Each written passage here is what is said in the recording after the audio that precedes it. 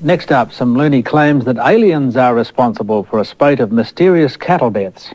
It was instant death by what we can see, instant death. But what killed these cows? I just can't answer that one. What they think they're dealing with are creatures not from this planet. Cattle disappear in the middle of the night. Farmers find them dead next day with bits and pieces surgically removed with no signs of any blood or tracks around the carcasses. It's a weird mystery that's been haunting parts of Australia's beef and dairy industry for decades. Nobody's been able to solve it, but now, you guessed it, a visiting American researcher claims aliens are behind it all. Greg Quayle reports. In the north of New South Wales is cattle country. Here, life resonates to the seasons, and a farmer's biggest worry is fluctuating prices. But there are some who tell of a terror which has haunted the land for decades. Greg, this is the area where we found most of the cows dead. It was in an area around the side of the hill. How many cows here, all up? Be 10 or a dozen in total just here. Barry Patch, he manages dairy farms near the town of Casino, and he remembers, like it was yesterday, a 2-year period in the late 70s when he'd find his cows randomly and mysteriously slaughtered and mutilated. The udders would be removed, usually the tongue taken out, and various mutations from that, but the carcass itself was quite complete and no blood. No, if the udder was taken out, there was no blood whatsoever. More than 30 cattle were killed. Most of them were about to calve, and the mutilations had an eerie pattern. Udders, tongues, ears. Sometimes the muzzle and the jowls were missing, and there was never any blood. It's just not possible in my mind, and how that was done, I do not know. I have no idea how that was done. All of Barry Patch's dead cows were examined by a veterinary surgeon. He didn't want to talk on camera, but he told us in writing that causes of death were never determined. There were no bullet wounds, no stab marks or needle punctures, no poisons, no snake bites, nothing. And the surgeon also told us that tissue which had been removed from bone had been done so far more cleanly than could have been done with a knife. A lot of the animals still had mouthfuls of grass, where they'd come to an absolute sudden stop. There were never any tracks and never any sign of a struggle. It was instant death by what we could see, instant death. The spate of mutilations near Casino were kept fairly quiet. Police never unravelled the mystery, and then it stopped. We've now discovered that the whole grisly scenario had been played out years earlier, more than 100 kilometres to the north. I'd say the late 50s, early 60s, and then it went on, I wouldn't know, but a lot of mainly cow mutilations. Stuart Graham lives north of Lismore. He remembers when the local farmers were on the point of setting up vigilante groups to protect their cattle. But what killed these cows? How did they do it?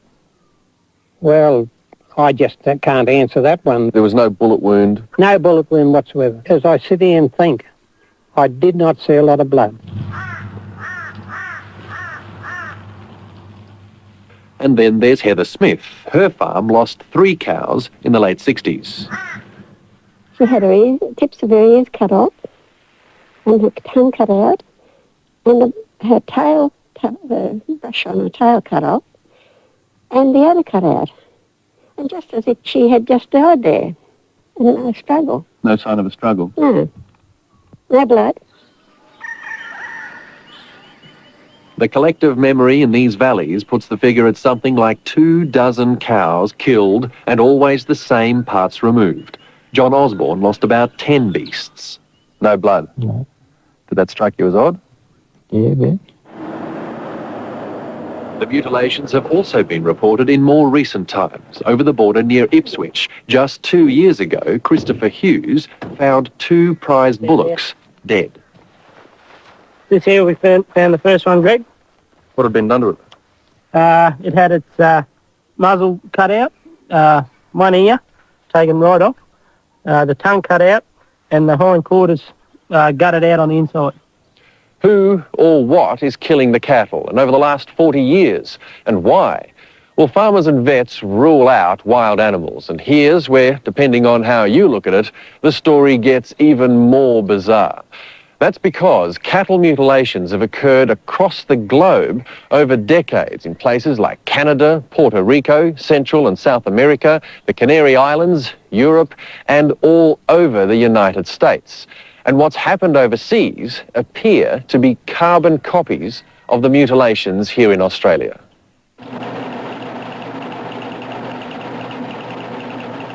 Reports of the strange killings were first collated nearly 20 years ago by an American journalist, Linda Moulton Howe. She's made 2 films and written 2 books, which record hundreds of cases of senseless attacks on stock. There have been animals found on wet sandbars in the middle of a river, lying on their side with exactly the same excisions and no blood in not a single track. The photographs tell a chilling story. The bloodless removal of udders, jowls and muzzles, ears and eyes cut out with a circle of skin around the socket. Now remember Christopher Hughes. When his 2 bullocks were killed, the local paper photographed the carcasses. I'd just like to show you some photographs which came from the States. Would you say that the injuries to that cow is similar to what happened to yours? Yeah, identical. Identical sort of damage? Yep. What about this one here? Yep, same in the mouth. Yep, exactly the same in the mouth. Teeth were just cut straight off. Yeah, that's right, something like that one. Yeah. Back at Casino, Barry Patch's neighbour, John Want, also saw many of the dead and mutilated cows. All the ones that I've seen out there were smaller in size, like that would be the biggest thing. More like that one? Yeah. Yeah. What about this? Did you ever see anything like that one? Yeah, that's common. Very common. That sort of wound around the jaw? Yeah, yeah. We also showed the American photos and those of Christopher Hughes's cattle to the vet who examined Barry Patch's cows. He said that the mutilations he'd seen were very similar. The veterinarians stand back from these cases and say, surgically, they don't know how the organs were removed. No blood were around the wounds. No blood were around either of the animals. No tracks.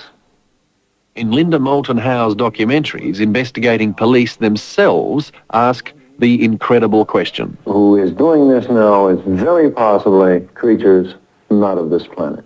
Now that shakes you up a little bit. Creatures not of this planet. You're thinking of Buck Rogers and things like this. But that's the way it is seriously right now. People who work in the United States in intelligence and in military situations, people have told me straight to my face what they think they're dealing with are creatures not from this planet. Almost nightly when this was going on, we could pick out a very brilliant, huge, brilliant light in the sky. One of the most dramatic eyewitnesses to what appeared to be an animal actually being seen rising in a beam of light was an entire family of 5 people outside of Houston, Texas in 1973. American biophysicists have tested grass under and around the dead animals and can't explain why the plant's cells have changed. The metabolism at the mitochondrial level in the cells is changed the same way from case to case. And pathologists have examined the animal tissue. They've definitely been cut with something that is categorized by pathologists as high heat. We can't say what the instrument is. There are people who link cattle mutilations to strange lights in the sky, that sort of stuff. You ever heard of that one? I'm going to tell you something. As I said here, and I was called a rat bag. Now, I had 5 years in the army. I'm not a rat bag, I suppose. Stuart Graham told us how 20 years ago he had an encounter with something in the sky. A big circular sort of thing. And just sat floating, no noise, like a big kind of a soft, bluey, greeny soft light. And around the centre it appeared to me as though there was a row of smaller lights, like a lighter colour. a circle of smaller lights on around the the whole thing. Yeah, around the whole, like little porthole things.